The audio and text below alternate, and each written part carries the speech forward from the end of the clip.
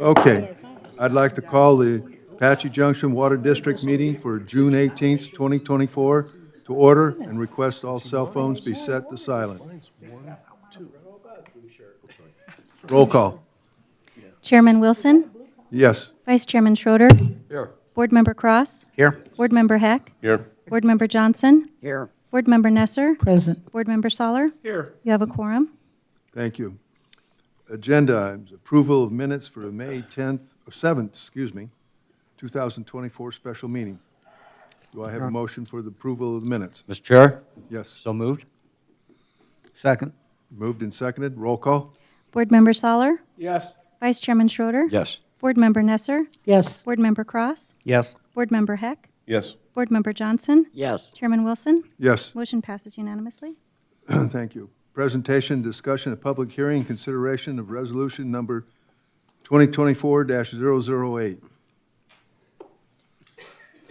Mike. Good evening, Chairman Wilson, members of the board. We're going to go back through my presentations that I've had for the last couple weeks here.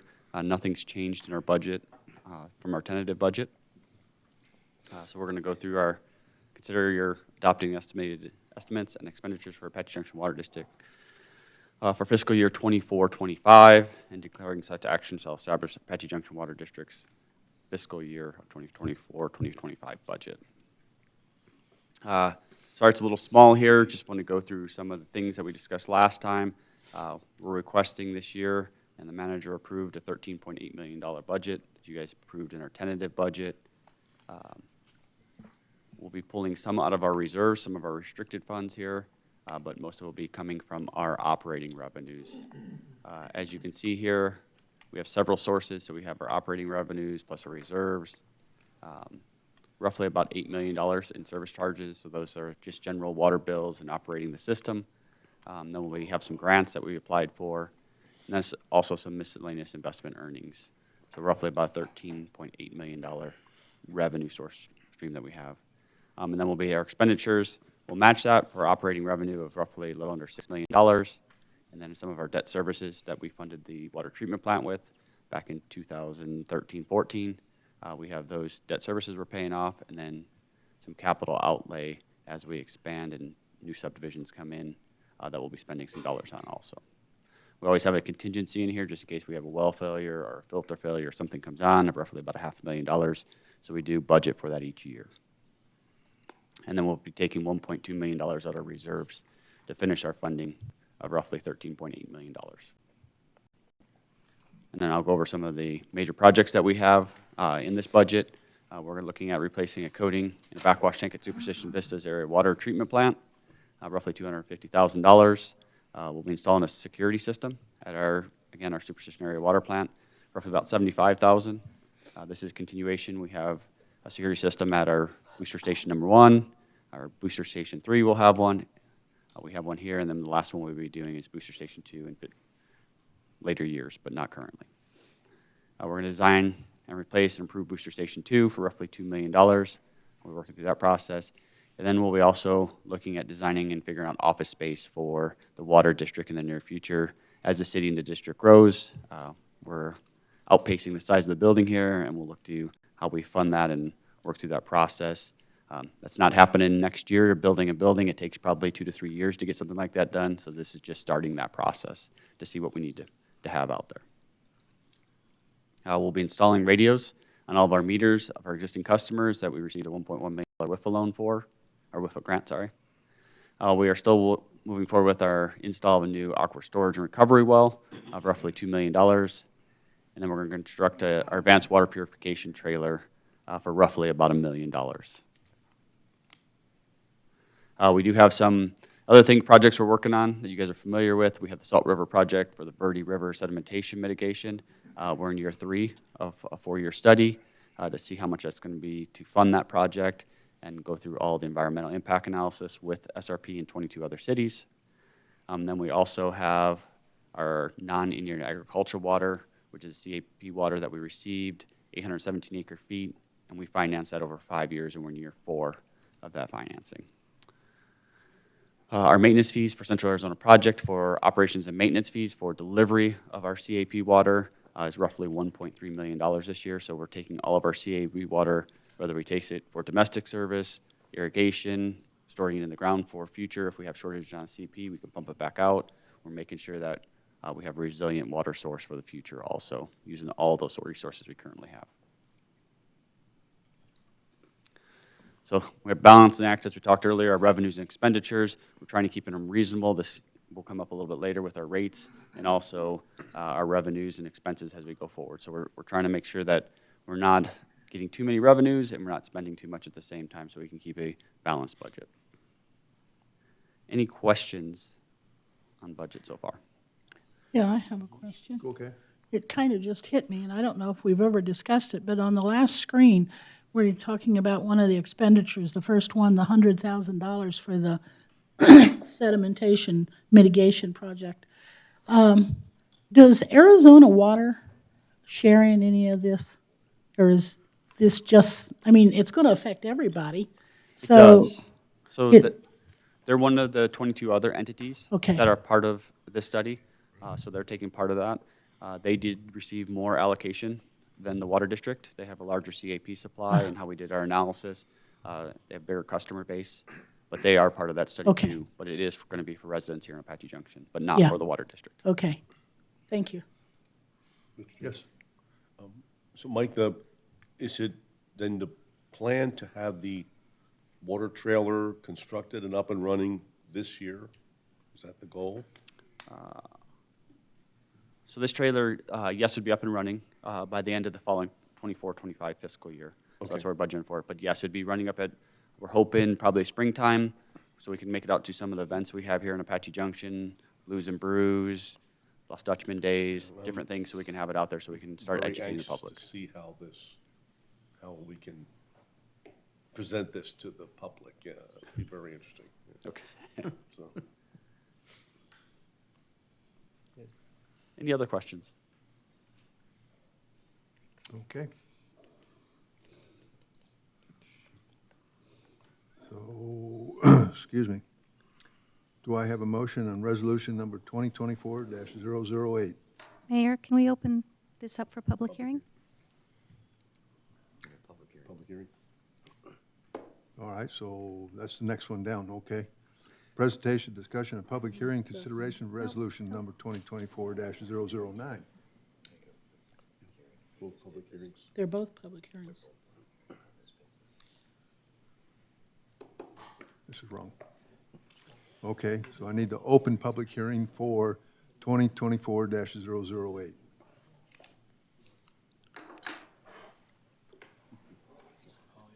And I don't see any movement. Same response. Yes. Okay, so I will close the public hearing. Now, can I have a resolution for 2024-008? Mr. Chair, Yes. I move that resolution number 2024-008, a resolution of the Board of Directors of the Water Utilities Community Facilities District, City of Apache Junction, Arizona, adopting estimates of expenditures by the Water Utilities Community Facilities District, City of Apache Junction, Arizona, for fiscal year beginning July 1st, 2024, and ending on June 30th, 2025, declaring that such action shall establish the budget for the Water Utilities Community Facilities District, City of Apache Junction, Arizona, for fiscal year 2024-2025 be approved. Second. Yes. That was easy. You had the easy part. Moved and seconded. Roll call, please. Board Member Nesser? Yes. Board Member Johnson? Yes. Board Member Cross? Yes. Board Member Heck? Yes. Board Member Soller? Yes. Vice Chairman Schroeder? Yes. Chairman Wilson? Yes. Motion passes. Okay, presentation, discussion, public hearing, consideration of resolution number 2024-009, the one I've been dying to get done. Okay. Mike? All right, we're going to do consideration of readopting all existing and adopting new potable and non-potable rates, user fees, charges for fiscal year 24-25. This will be our potable and non-potable water rates, our system connection fees, and our water acquisition fees, and establishing an effective date for those fees of July 1st of 2024. As we discussed in the past, here are several comparable cities that we have out here and where their base rate is. Currently, ours is $30.03. We're looking to raise that rate by 5% to $31.53, slightly higher than Mesa, but below Gilbert and Buckeye here. There are several other cities that are comparable. The average base rate is $29.15, so we're going to be roughly $2 above the average base rate. So we proposed to you guys earlier a 5% increase to our base rate, no change in our consumption rate, and no consumption tier changes also. So consumption rate is our cost per thousand with no change, and consumption tiers are 0 to 4,000, 4,000 to 7, 7,000 and above. We're proposing no changes those currently. If you're living in County Island but living within the water district, we're proposing the base rate change of 5% also, no change to the consumption rate, and no change to the consumption tiers. How does that affect everyone? Customer in the city limits base rate used to be $30.03, it'll now be $31.53. As you follow them down here, proposed existing rates is $71.59. The new rates is $73.25, an increase of $1.66, a 2.3 overall increase to somebody's water bill that uses 7,500 gallons in a month. If you live in this County Island, your new rate for base rate would be $32.48, an increase of $1.66 on your 7,500 gallon per month bill. Again, 1.9% increase. So very small increments we are raising our rates. Comparables to the city versus county, if you lived in the city and used the same amount of water as if you lived in the county, you roughly pay $13 more for that same water bill. Residential system connection fees. So these are fees that we pay for all new home builders out there to build our infrastructure where we upsize mains or have to build new mains out to those, to upsize our booster pumps, to build larger storage tanks, and provide new wells as we move forward. We're proposing to raise them 2.2%, which is a CPI, Consumer Price Index, that it was previous year, so cost of building materials and cost of labor to build these facilities. So just going up 2.2%. That proposed rate would be $7,760 for a single-family resident. Multifamily would be $6,500, and then a manufactured home or an RV space is $6,430. Residential system connection fees for Radiance and Blossom Rock to the south. They are currently $550. We're proposing, again, 2.2% increase to raise them to $560. This is a fee they pay separate. Is a lower reduced fee because they are building all the infrastructure for us. This fee is the portion left for vehicles, our building, our equipment that we have to maintain those facilities that they are building for us. So they still have to pay a small portion, but they don't have to pay those infrastructure fees because they're financing them through the facilities districts. Our water resource acquisition fee, again, we're raising this one by 2.2%. From $3,486 to $3,660. This is to go out and purchase those additional water supplies. So as we move forward, we calculated those numbers of where we see the price of water today, collecting these fees up front. So now when we're ready to pay the Verde water system fees that we're going to be looking at, it's roughly about $22 million. We'll have that in the bank to pay rather than going out to get loans or grants or something to fund those projects or fund those acquisitions of the new water supplies for those developments. So those developments, again, paying for themselves. Mike, Yes, sir. do you have any kind of a projection as to how much money that's going to generate in the next 2-3 years based on growth? Based on where we're at today, we're going to be roughly at about $25 million in the bank in the next 2 or 3 years for water resource acquisition fees. Great. And roughly 2027, will we have to fund the Verde River Dam? We're going to be looking at $22 to $23 million at today's cost, what they're estimating. So we're not sure exactly where it'll be in a couple of years from now also. Okay, thank you. Your Honor, I just wanted to ask Mike, so that's a pretty close to one-to-one relationship. If there were more water available, just always anticipating, how would that work in what would you recommend to do that? Because this is a fluid situation. There's a certain amount on the Verde available. A long time ago, we purchased 1,000 acre feet from the Gila River Indian community. And right now, I sit today wishing I would have done 5,000 acre feet at that cost. And so just trying to plan ahead, think ahead in terms of that. So just in case some other agency or city can't do it, we want to be there. Correct. So we're looking at funding for all kinds of different things. As Mr. Powell was saying, Chairman Wilson was here when we purchased or leased our first 1,000 acre feet from the Gila River Indian community. It was $3,000 an acre foot. This Verde River water, we're looking at almost $9,000 an acre foot. That's only in 10 years that the price has went up that much. It's not going to slow the price on additional water supplies anytime soon with the shortages on the Colorado River. So we'll be looking at all kinds of things, as you guys are looking at, as our advanced water purification facilities. We have these resources. How do we utilize them most efficiently? Is it cost effective to keep building a bigger facility after we prove that it works and get our public buy-in on it? Or do we still go out and purchase additional water supplies or lease them from different Indian communities that are out there that we can lease that water from? There's a lot of state land to the south that will develop here in Apache Junction, and we need to be prepared for it in the future. So we'll be continuously working for that.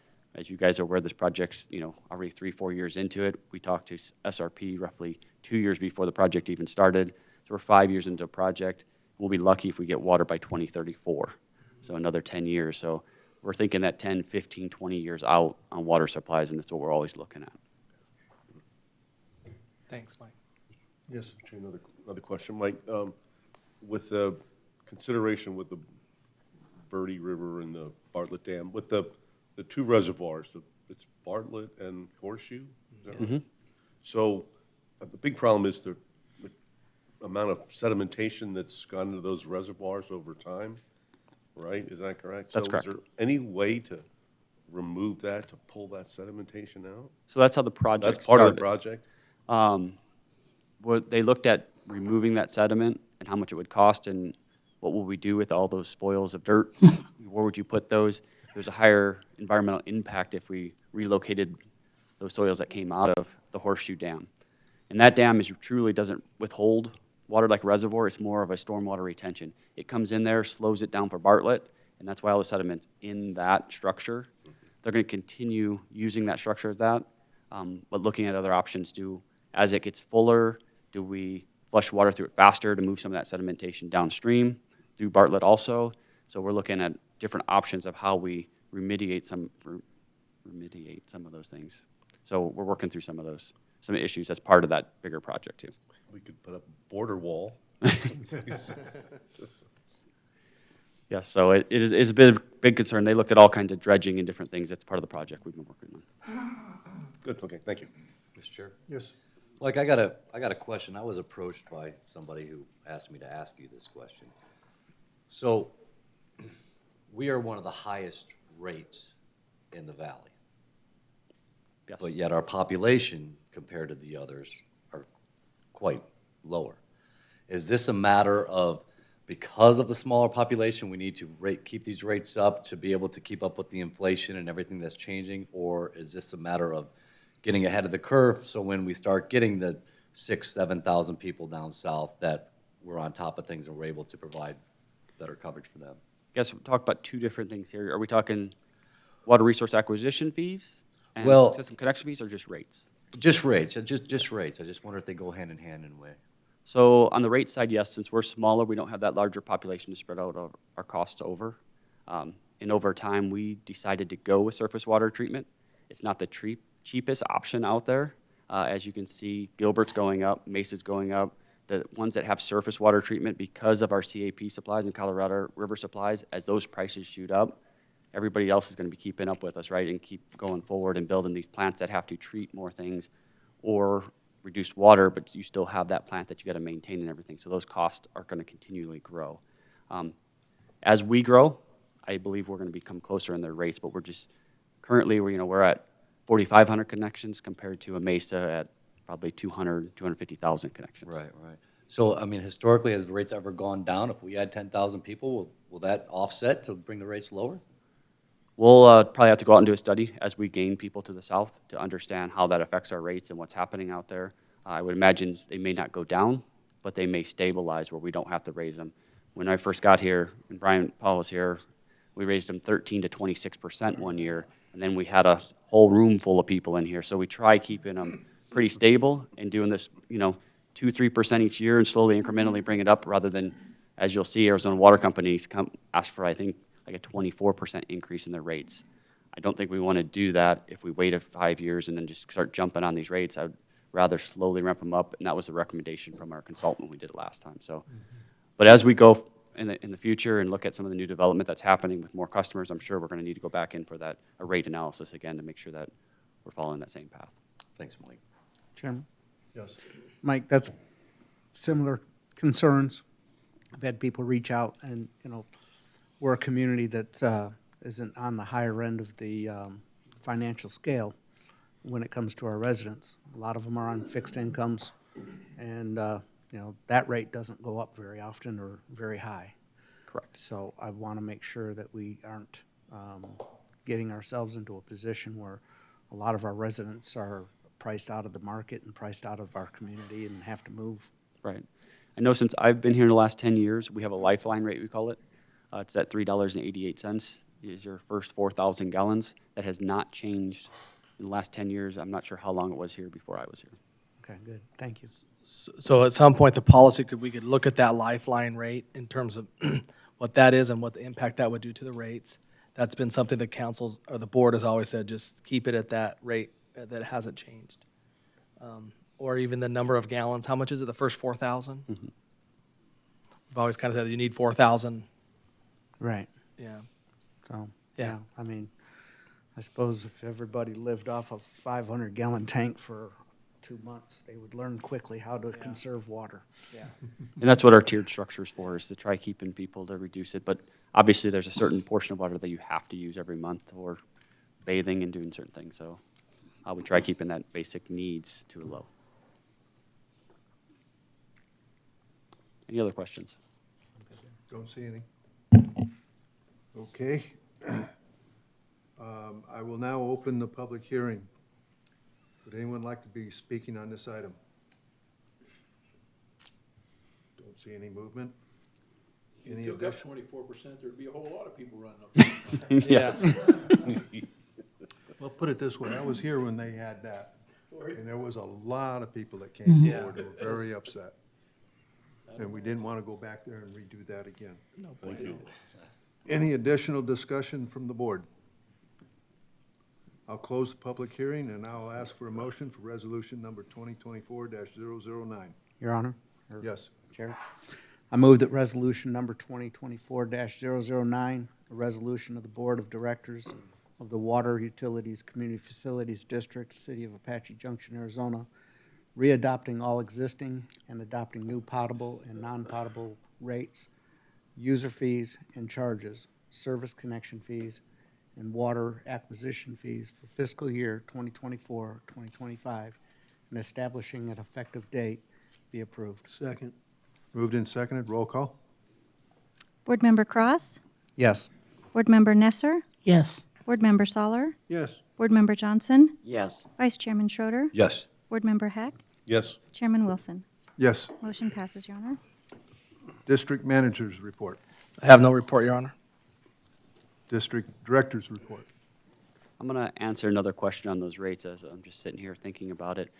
Our rates are higher than other facilities, other individuals, especially probably bringing a question about Arizona Water Company's rates compared to our rates, and they are lower. But we are a designated water provider. What does that mean? Is we pay the cost to recharge that water so that we have zero use of water. So no groundwater comes out, we put groundwater in so that there's zero discharge, okay? The district pays those funds. If you look at your taxing bill from Arizona, or from the Pinal County, you pay the CRGRD to replenish that water, not Arizona Water Company. So you're actually paying more for your water than you know about because it's through a taxing authority, not just on your water bill. So And there's that's for additional people that fees. live in the Arizona Water Territory properties. Correct. They are non-designated providers, so that's paid through a taxing revenue service. So I'll bring some numbers up for you guys so you guys can understand a little bit more on that as we get into the future. Thanks, Mike. Thank you. Good, thank you. That's good. Okay, district treasurer's report. Okay, thank you. And I will, since there's nothing further to discuss, I will adjourn this meeting. Thank you.